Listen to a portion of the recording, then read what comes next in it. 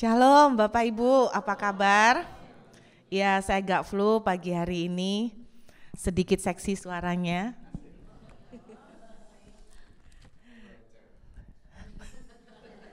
Buka rahasia. Saya waktu mendengar pesan gembala ya, luar biasa ya bagaimana beliau bisa menghasilkan anak-anak rohani, menghasilkan generasi selanjutnya. Bicara soal generasi selanjutnya, ini bukan khotbah saya sih sebetulnya. Saya cuma pengen sharing sedikit aja. Saya mendengar kabar baik kemarin itu, saya punya anak-anak rohani dan saya membimbing mereka satu komunitas dan kami setiap hari, hampir setiap hari kami ketemu, kami memuridkan, saya membimbing. Dan sudah jalan sekitar, ini yang terbaru dari beberapa anak rohani yang saya kumpulkan dan saya sangat kagum ketika mereka tuh menghasilkan banyak sekali anak-anak rohani di bawah. Jadi berasal dari beberapa gelintir orang kemudian sekarang menjadi banyak. Dan setiap hari kami mengadakan doa pagi, sudah jalan hampir beberapa bulan ini. Dan kemarin itu kami mendengar kesaksian yang luar biasa. Karena saya tadi merasakan ya kita tuh menyembah Tuhan luar biasa ya. Benar-benar dahsyat ya Bapak Ibu. Saya nggak tahu bagaimana dengan saudara, saya suka sekali untuk tinggal di dalam worship ya. Dan ada benar ya, ada dahsyat luar biasa kuasa yang bisa dihasilkan dari worship. Saudara tahu kemarin pada waktu hari Sabtu kemarin saya tiba-tiba dapat berita dari anak rohani saya yang di Surabaya. Ada seseorang yang dari Semarang gabung dengan Zoom penyembahan tiap pagi. Kalau di Surabaya jam 5, kalau sini kan ketolong ya jam 6, gak pagi-pagi banget. Jadi ada seseorang ini dari Semarang, udah 3 hari lebih ini baru ikut bergabung di dalam acara worship di doa pagi. Nah kemudian dia itu punya sakit kanker. Sakit kanker, dokter udah angkat tangan, kemudian selama beberapa hari ini dia itu diajak ikut worship selama di Zoom itu. Tetapi dia enggak berani buka kamera karena dia dalam kondisi berbaring, jadi tinggal tunggu waktu karena sudah terlalu parah, CA-nya berapa gitu, saya enggak ngerti dunia medis. Ada sebuah hal spektakuler terjadi ketika kemarin kita menyembah. Kemudian saya khotbah sebentar, kemudian kita lanjut lagi perjamuan kudus. Saudara setelah selesai dia tiba-tiba telepon kepada anak rohani saya. Intinya dia ngabarin ketika menyembah, tiba-tiba keluar daging busuk banyak sekali dari tubuhnya. Saya dikasih fotonya ketika saya lagi makan. Jadi daging busuk keluar banyak sekali dan baunya sangat busuk. Dan dia untuk pertama kali bisa berdiri, bayangkan karena kondisi yang sangat parah. Saya melihat dahsyat banget. Saudara, makanya kalau Anda mengerti kuasa menyembah, Anda akan betul-betul memanfaatkan saat-saat momen-momen di mana kita menyembah dengan sungguh-sungguh. Bukan untuk melihat ke kanan dan ke kiri, ngelihat oh hari ini Pak San ganteng, hari ini Bu Dayu cantik sekali, oh hari ini Bu Peti seperti apa. Tetapi kalau kita bisa mengerti kuasa worship, maka cara saudara dan saya menyembah akan berbeda. Amin. Saya melihat bagaimana cancer, tumor, Tuhan bikin keajaiban yang luar biasa. Ya mudah-mudahan sedikit sharing ini bisa membangkitkan semangat saudara untuk makin mencintai momen-momen untuk menyembah Tuhan. Nah pagi ini saya punya bahan khotbah yang berbeda. Ada satu hukum yang tidak bisa kita sangkal. Saudara mau percaya atau enggak, saudara mau suka atau enggak, hukum ini akan tetap berjalan. Salah satu contoh hukum yang pasti berjalan, saudara mau suka atau enggak, adalah tentang pengampunan. Tuhan bilang kalau kamu enggak ngampunin, maka aku juga enggak bisa ngampunin kamu. Dan kalau aku enggak bisa ngampunin kamu, jangan bicara soal berkat. pasti semuanya akan terhalang. Itu salah satu hukum. Saudara mau percaya atau enggak, mau ngelakuin atau enggak, mau suka atau enggak, terima atau enggak, itu akan tetap berjalan. Tidak peduli. Oke, jadi Anda jangan bilang, Tuhan saya punya alasan nih kenapa saya enggak bisa ngampunin, karena orang itu keterlaluan. Tidak peduli, hukum itu akan tetap berjalan. Selama kita enggak bisa ngampunin orang, Tuhan enggak bisa ngampunin kita. Apalagi memberkatin. Nah, ada satu hukum yang lain yang saudara juga sama, mau percaya atau enggak tetap akan berjalan. Suka atau enggak tetap akan berjalan. Kita buka yuk 2 Korintus pasal 9 ayat yang ke-6. 2 Korintus pasal 9 ayat yang ke-6. Hukum apakah yang dimaksud oleh ayat firman Tuhan ini? Camkanlah ini, orang yang menabur sedikit akan menuai sedikit juga, dan orang yang menabur banyak akan menuai banyak. Satu hukum yang saudara suka atau enggak adalah tentang hukum tabur tuai. Orang dunia menyebutnya dengan berbagai istilah. Ada yang bilang karma ya. Orang dunia ada yang bilang karma. Apapun yang kamu lakukan, cepat atau lambat, mau tahun ini, mau di kehidupan ini, maupun anak cucu kita, artinya setiap kita akan tetap menuai apa yang kita tabur. Amin. Alkitab banyak sekali berbicara tentang hukum tabur tuai. Nah, saya nggak akan buka semuanya. Galatia 6 ayat 7 contohnya. Jangan sesat, Allah tidak membiarkan dirinya dipermainkan. Apa yang ditabur orang itu juga akan dituainya. Oke? Jadi ini Anda suka atau enggak, Anda merasa, mana gua begini nggak ngapa-ngapain. Tinggal tunggu waktu. Tinggal tunggu waktu. Mau kita yang menuai atau keturunan kita yang menuai, hukum tabur tuai tetap jalan. Amin. Tapi pagi ini saya bukan bicara tentang menabur duit. Oke. Kalau orang dengar tentang khotbah hukum tabur tuai, menuai banyak, menabur sedikit, menuai sedikit, saudara pasti banyak konotasinya, ini ngomong soal duit lagi. Enggak, pagi ini saya enggak bicara soal duit. Kita lihat Mazmur 126, ini akan menjadi ayat utama kita pada pagi hari ini. Mazmur 126. Kita lihat yuk. Kita lihat dari ayat yang keempat. Mazmur 126.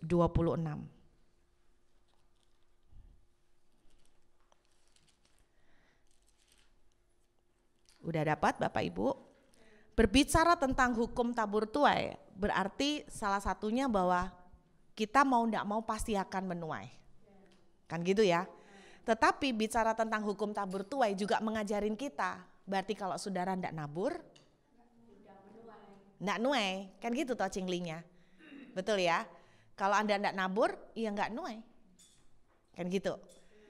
Jadi mau enggak mau kalau Anda kepengen nuai banyak, ya Anda harus nabur banyak. Itu hukum.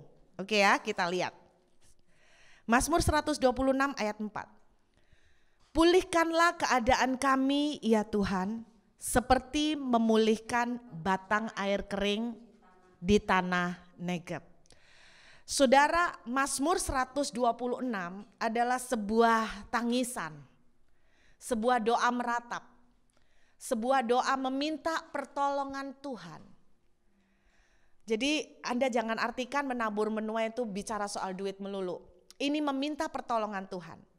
Ayat 4 jelas berbicara, pulihkan keadaan kami ya Tuhan, seperti tanah kering di tanah Negeb. Ternyata dalam bahasa aslinya, pulihkan kami di tanah kering, pulihkan keadaan kami ya Tuhan. Bahasa aslinya itu gini, Tuhan tolong pulihkan kami dari pembuangan. Jadi ini sebuah teriakan ketika orang-orang Israel ada di dalam pembuangan. Bisa nangkep ya? Anda bisa mengerti orang di dalam pembuangan, orang di dalam masa penjajahan. Kering semuanya, masa depan tidak jelas. Keadaan mereka sangat tersiksa, keadaan mereka ditekan oleh bangsa yang menguasai mereka. Ini sebuah doa dan teriakan ketika mereka ada di tengah pembuangan. Lalu mereka mengumpamakan seperti tanah kering di tanah Negeb. Saudara, Negeb adalah sebuah daerah di sebelah selatan Israel. Dan daerah ini terkenal sangat kering, padang gurun, jarang sekali mengalami hujan. Bisa sepanjang tahun itu enggak dapat hujan. Nah, kalau cuman hebatnya tanah Negeb ini sekali dapat hujan turun, tanah Negeb ini dalam sekejap berubah total.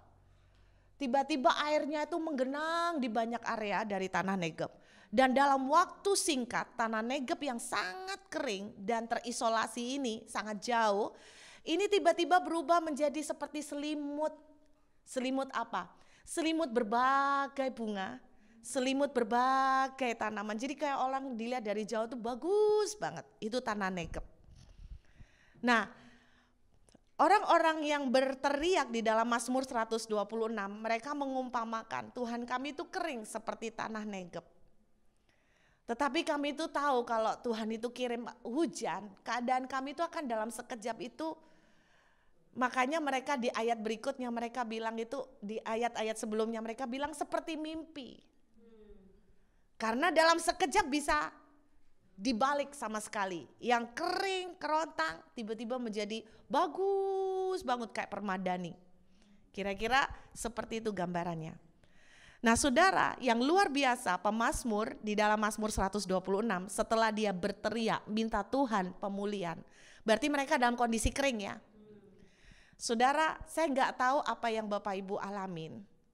Kadang-kadang Tuhan itu izinkan kita tuh melewati fase-fase di mana kondisi keuangan kita sedang sulit, kondisi rumah tangga kita sedang kering, kondisi keluarga kita sedang betul-betul mengalami banyak tekanan, nggak merdeka, banyak penjajahan seperti di pembuangan, feel lonely, merasa terbuang.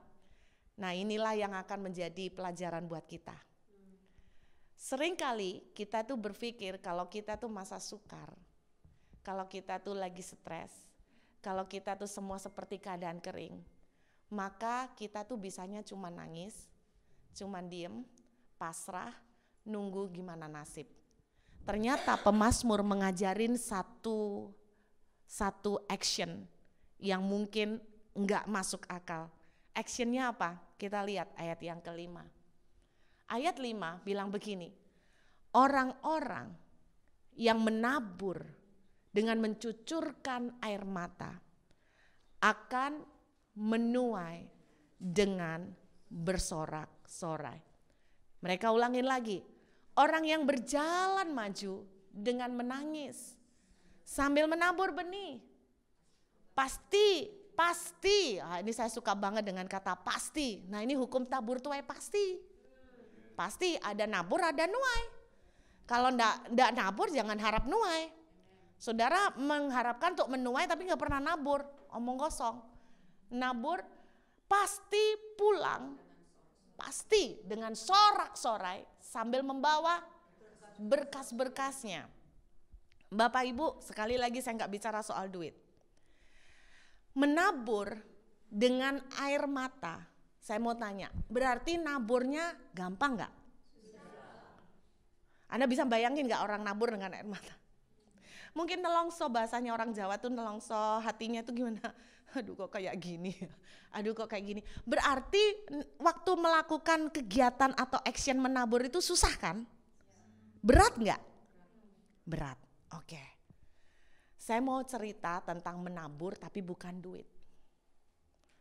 Saya baru ngerti ketika kita ngalamin kondisi susah, ketika kita menghadapi kondisi seperti padang gurun, ternyata saudara dan saya tidak cukup cuman diem meratap menangisi nasib. Saudara dan saya harus bergerak, berjalan maju, menabur benih. Benih apa, Bu? Saya kasih contoh biar gampang. Kalau hari ini rumah tangga saudara sedang kering, hubungan dengan suami istri sedang tidak bagus. Masa kering kan? Seperti dalam pembuangan, dengerin. Pemazmur ngajarin, naburo, walaupun dengan air mata. Nabur apa Bu Ruth? Nabur kasih, nabur kebaikan. Bapak Ibu, kalau di dalam masa pernikahan, masalah rumah tangga, hubungan dengan suami istri tidak bagus, itu saat terbaik Anda menabur perlakuan kasih kepada pasangan. Itu saat terbaik Anda menabur pengabdian kepada pasangan. Saat-saat saudara kering dalam rumah tangga, itu saat terbaik gencar menabur kebaikan buat suami. Itu yang saya maksud. Jadi bukan meratap, menunggu nasib, lalu cuman menangis. Enggak, do something. Do somethingnya apa? Yang bikin Anda nangis. Yang bikin nangis apa? Saat suami menjengkelkan, Anda tetap baik, itu kan bikin nangis toh. Loh iya enggak? Loh menabur dengan cucuran air mata itu berarti berat. Saat suami memperlakukan tidak adil tapi Anda tetap memberikan kasih, itu nangis. Enggak ada yang ketawa-ketawa, gampang. Enggak ada. Itu yang namanya menabur dengan cucuran air mata. Saat Anda mengalami perlakuan tidak adil, Tuhan itu justru ngajarin, do something. Enggak bisa diam cuman meratap terus mengasihani diri. Tuhan kenapa nasibku begini? Buat sesuatu. Sesuatu apa? Yang bikin kamu nangis. Yang enggak gampang. Kalau ada orang yang menjengkelkan, apa yang bikin saudara nangis? Kegiatan atau action apa yang bikin saudara? Aduh, berat banget. Apa? Gampang kan? Gampang ngomongnya. Maksud saya kalau ada orang yang menyakiti saudara dan saya, kegiatan menabur bentuk apa yang bikin saudara itu nangis? Anda harus membaikin dia kan? Betul? Anda harus ngampunin kan? Anda ngalah kan? Sakit gak? Berat gak? Nah itu kata Mazmur. Jadi justru di masa kering, saudara gak boleh diem. Do something. Kalau rumah tanggamu kering, do something pada pasangan saudara yang bikin Anda nangis. Amin. Bisa nangkap? Kok berat Bu? Menabur dengan cucuran air mata. Pasti pulang dengan sorak-sorai, bukan kosongan. Membawa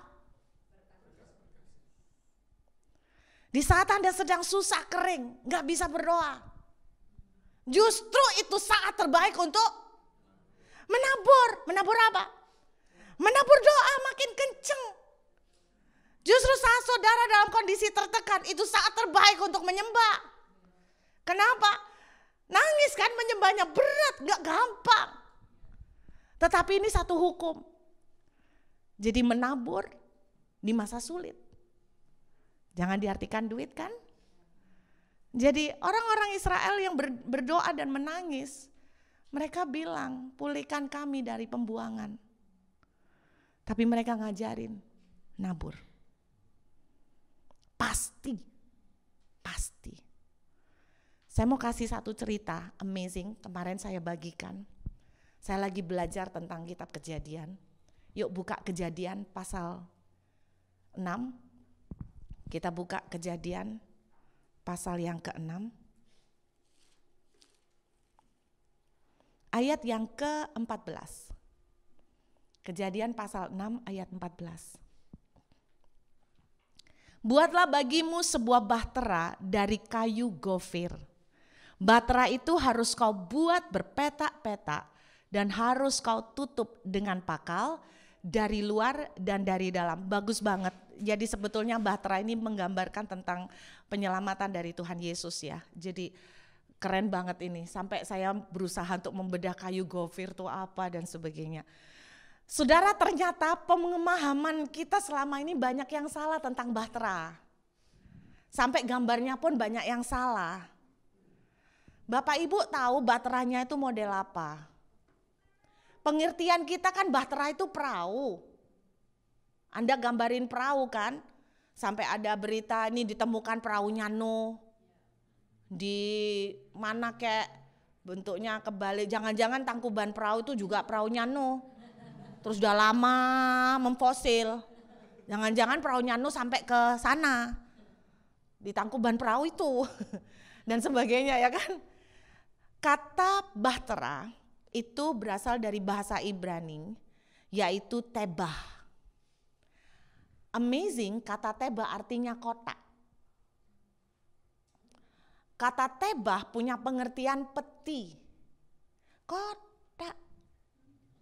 Jadi Anda tahu bentuk perahunya yang Anda bayangkan? Kotak. Sama ketika cerita Musa dihanyutkan ke air sama ibunya, itu pakai kata tebah. Dari keranjang, dia dari menganyam, itu kotak. Gak ada dibikinkan perahu. Jadi Anda bayangkan nih kotak. Kotak. Sama sekali gak ideal ya. Untuk ukuran perahu dan bentuk perahu ya kan. Lucunya, ukurannya menurut ayat ini, waktu saya baca 300 hasta. Kali 50 kali 30 hasta. Kalau dimeterkan, 135 meter, 135 meter, lebih besar dari lapangan bola ya, 135 meter, kali 22,5 meter, kalikan 13,5 meter. Nah, Alkitab menuliskan bahwa Nuh harus mengumpulkan semua binatang, yang halal 7 pasang, yang haram 1 pasang doang, ya kan? Total binatang yang dimasukkan ke dalam kotak itu 50.000. Nah buat bayangan aja, buat bayangan. Separuh dari kotak itu, separuh dari kotak itu kalau diisi domba, itu bisa separuhnya ya, 125.000 domba. Jadi kotak ini gede banget. Saya membayangkan gila banget ini gimana mau ngambang, gimana kotaknya gede banget. Kotak. Nah terus kemudian harus menampung sekitar 50.000 binatang. Pernah terfikir Mbak, waktu Bapak Ibu baca cerita ini, bahwa kotak yang dipakai oleh Tuhan ini gak ada layarnya. Perahu itu kan butuh layar untuk mengarahkan ke arah angin. Nggak ada kemudinya, nggak ada layar, nggak ada setirnya. Intinya Bapak Ibu, cara Tuhan menyelamatkan benar-benar nggak make sense, iya kan? Yang saya mau bagikan itu begini, saya amazed dengan cerita Nuh. Cerita Nuh ini mengenai cerita penyelamatan. Bapak Ibu dengarkan. Saya menangkap Tuhan kita adalah Tuhan yang suka sekali menyelamatkan anak-anaknya. Dia selalu berusaha menyelamatkan sebanyak mungkin orang. Setuju? Kalau dia bisa selamatkan semuanya, dia mau selamatkan semuanya. Dan dengarkan baik-baik, cara Tuhan menyelamatkan, Tuhan tidak perlu ikut ukuran dunia. Tuhan tidak perlu perahu standar. Tuhan tidak perlu mengikuti hukum matematika. Tuhan tidak perlu mengikuti hukum cuaca. Kalau hari ini Bapak Ibu sedang di tengah kekeringan, dengarkan. Tuhan itu kalau menyelamatkan, tidak perlu bahkan perahu normal. Bahkan Tuhan tidak perlu perahu, karena yang Tuhan pakai bukan perahu, yang Tuhan pakai kotak. Tuhan punya banyak cara untuk menyelamatkan saudara. Mungkin saudara berpikir rumah tangga saya sudah tidak ada harapan. Loh, Anda jangan bilang begitu. Suami saya terlalu keras, saya nggak bisa ngerubah dia. Rasanya susah, rasanya mustahil. Tuhan itu tidak perlu ilmu psikologi standar. Tuhan tidak perlu untuk ilmu-ilmu dunia standar untuk mengubah orang. Tuhan tidak perlu ilmu-ilmu yang kita percayain standar untuk melakukan mujizat. Tuhan mampu melakukan mujizat. Amin. Ini kabar baiknya. Tapi yang membuat saya penasaran bukan itu. Anda perhatikan enggak di Alkitab, setiap kali ada musibah, setiap kali ada masa sukar, Tuhan selalu mencari orang yang bisa diselamatkan. Saya berdoa, enggak tahu COVID ini sampai kapanpun, mau ke depan nanti ada apa lagi saya enggak tahu. Tapi saya berdoa saudara dan saya masuk golongan orang-orang yang diselamatkan.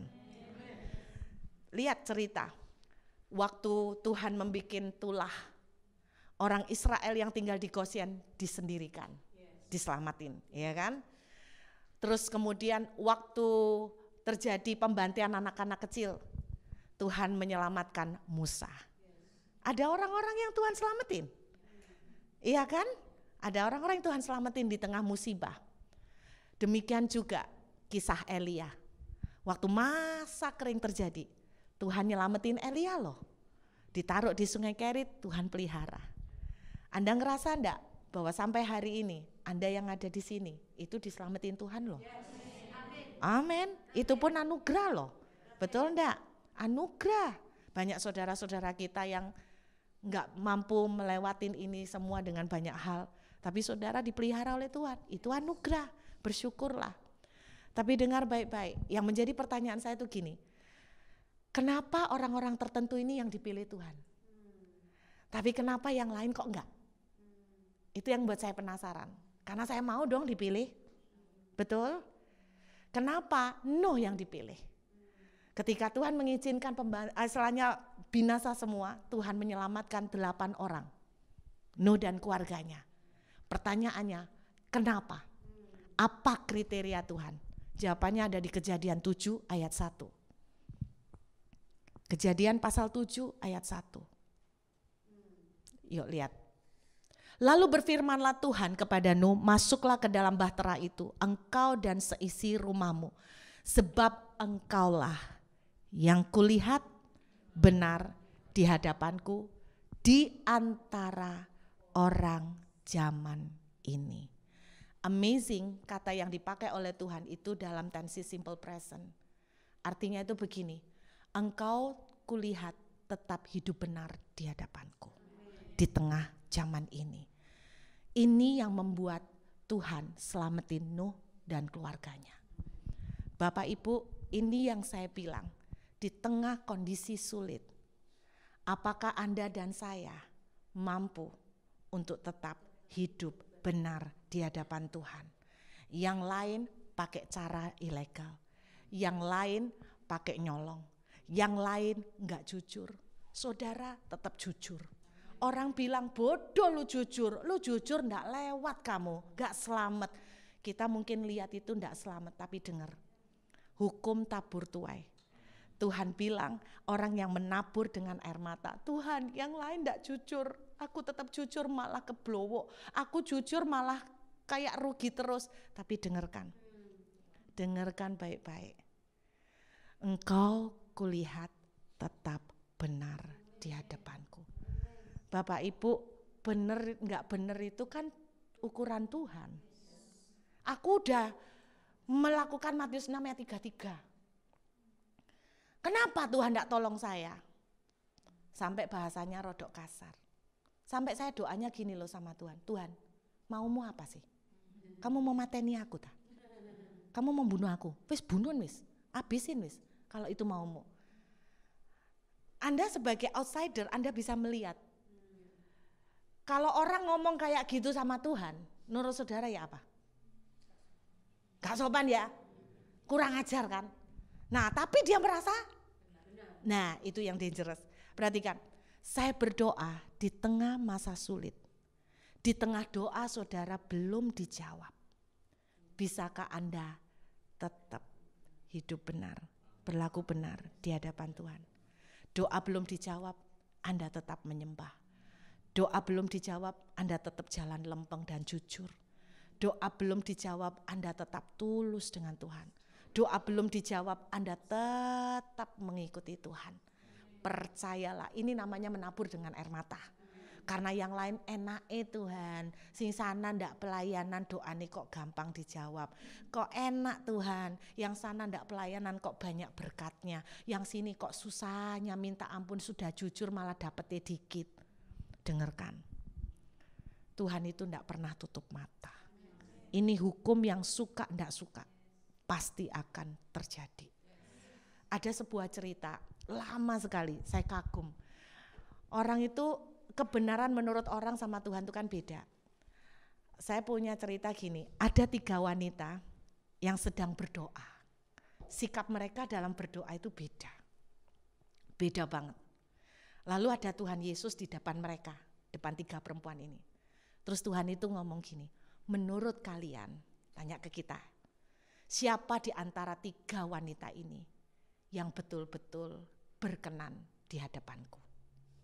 Nah, gambarannya gini, wanita pertama, Tuhan kasih lihat, dia berdoa di depan Tuhan Yesus, Yesus, Yesus, tolong Yesus. Wanita sampai, sampai berinang air mata sampai enggak karu-karuan, sampai umbel-umbel gitu ya, sampai wis ingusen enggak karuan. Yesus. Terus yang kedua, ini wanita pertama. Wanita kedua ngobrol sama Yesus kayak temen. Ngobrol. Wanita yang ketiga itu dia ngomong, Yesusnya memalingkan muka. Tapi dia, Yesus, I love you. Yesus malingin muka. Lalu Tuhan tanya gini, siapa di antara 3 perempuan ini yang menurut kamu paling dekat dengan aku? Siapa di antara 3 wanita ini menurut kamu paling hidup sungguh-sungguh menyenangkan hatiku? Menurut Bapak Ibu yang mana? Sungguhan? Kenapa Anda bisa bilang gitu? Betul. Wanita yang pertama kelihatannya kan deket, sampai nangis-nangis. Makanya orang nangis itu belum tentu jaminan. Anda jangan menghitung orang nangis itu deket sama Tuhan. Dia doanya sampai nangis-nangis Bu, sampai ingusan, deket sekali sama Tuhan. Itulah menurutmu.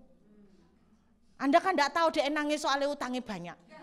Jadi dia sumpah karena kepepet ya kan. Nangis-nangis.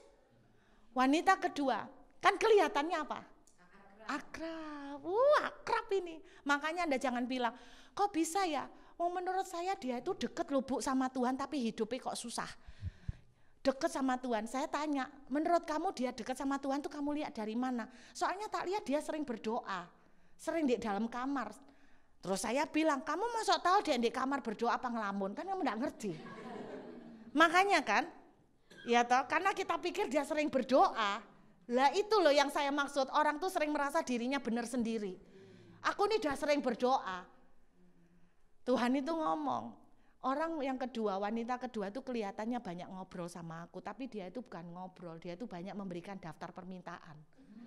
Terus dia itu banyak protes sama aku, kenapa aku kok belum jawab, jadi dia itu minta penjelasanku.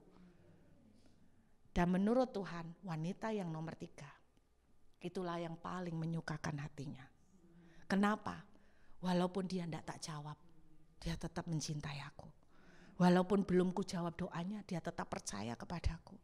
Walaupun aku tidak memperhatikan dia, walaupun aku ignore, cuek sama dia, dia tetap mendekat kepadaku. Inilah kriteria hidup benar di hadapan Tuhan. Dengarkan Bapak Ibu, tetaplah hidup benar di tengah masa sukar. Di tengah masa sukar, suamimu sedang jahat. Tetaplah hidup benar untuk Tuhan, bukan untuk dia. Tetaplah memberikan kasih, tetaplah melayani terbaik. Tetaplah berikan cintamu buat dia. Tetaplah mensupport, tetaplah memberikan kata dukungan, tetaplah berdoa, tetaplah mengampuni, tetaplah mengalah. Sakit Bu, menabur dengan air mata. Tapi tetap berjalan maju sambil menangis. Tuhan tidak pernah diam. Kemarin saya melihat satu kata-kata bagus banget. Dengerin Bapak Ibu, dengerin. Hati-hati sama orang yang diam ketika dia diperlakukan semena-mena. Dengerin. Hati-hati sama orang yang diam ketika dia diperlakukan semena-mena. Karena dia diam, tapi Tuhannya tidak. Amin. Tuhannya tidak. Bapak Ibu, kita ngalah, kita diam, kita tetap jujur. Di hadapan manusia kita kalah. Di hadapan manusia kita kalah saingan. Tapi di hadapan Tuhan kita tetap baik. Kita tetap hidup benar. Kita cuma bisa diem dan menangis. Tapi Tuhan tidak pernah diam. Cepat atau lambat, kita pasti akan menuai. Satu kali seseorang komentar kepada saya di YouTube panjang. Saya nggak bisa jawab karena dia juga mention nama orang. Dia bilang, saya berbicara tentang kutuk akar pahit. Dia bilang, kok enak banget Bu, kita ini pahit hati, jengkel sama orang itu ngecek duit kita. Terus kita suruh ngampunin, karena kalau kita enggak ngampunin kita enggak akan diberkati. Terus kemudian kita akhirnya karena enggak ngampunin, karena dia ngecek duit kita, akhirnya hidup kita setengah mati. Lah kok orang itu yang ngecek, kok tetap enak Bu, malah dia nabur, ngasih amal-amal, berderma. Lah kok malah tambah diberkati. Di manakah keadilan Tuhan? Terus di dalam kurung dia nyebut nama. Aduh, kaget saya. Saya cuma mau bilang gini, bukankah itu juga jeritan di kitab Habakuk? Tuhan, lihatan tuh loh. Orang itu fasik. Hidupnya enggak benar, tapi kok kayaknya kamu berkatin. Pak, Bu, dengar ya. Adalah sangat berbahaya kalau sampai Tuhan itu lihat kita salah dan dia itu diemin. Itu bahaya. Lebih baik Anda tak kasih tahu. Kalau Anda punya teman yang ngasih tahu Anda itu salah, ngasih tahu dengan kasih, Anda lebih suka enggak dibandingkan dengan teman yang tahu Anda salah, biarin, gak ngurus. Kalau saya lebih senang dikasih tahu dulu, supaya saya jangan terjebak lebih jauh. Adalah sangat berbahaya kalau sampai Tuhan itu cuek. Jangan pernah menilai bahwa berkat, keuangan itu tanda Tuhan berkenan. Jangan pernah menilai.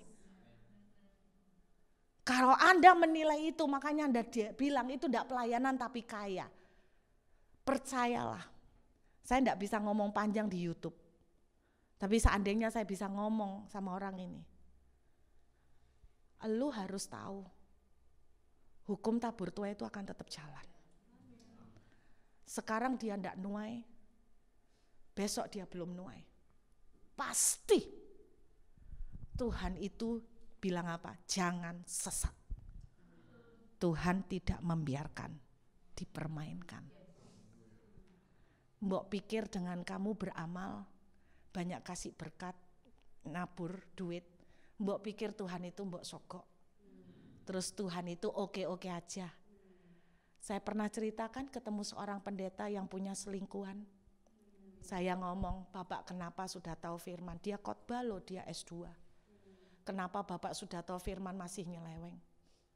Dia bilang gini, Bu, Tuhan itu Bapak saya.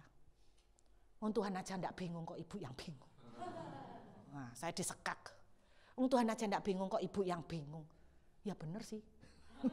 Aku bukan bapaknya. Iya toh? Tapi dia jawabannya gini, kalau saya tuh memang salah di mata Tuhan, Tuhan kan sudah bisa pukul saya. Buktinya selama ini saya masih diberkati, kerjaan saya malah sukses. Berarti Tuhan tuh enggak apa-apa. Saya berdoa mudah-mudahan hati yang keras seperti itu jangan ada di kita. Bersyukurlah kalau kita masih punya hati nurani, masih punya kesadaran. Bapak Ibu, hukum tabur tuai itu akan tetap jalan. Not today, maybe not tomorrow, but it will happen. Pasti. Tetaplah hidup benar. Walaupun keadaan sedang kering. Tetaplah mengalah. Walaupun sakit. Tetaplah ngampunin. Walaupun Anda yang dilukain. Tetaplah rela. Walaupun Anda yang disakitin. Ingat, Tuhanmu tidak pernah diam. Amin. Tuhan kita tidak pernah diam. Kita pasti akan menuai dengan sorak-sorai sambil membawa berkas-berkasnya. Yuk kita menghampiri Tuhan.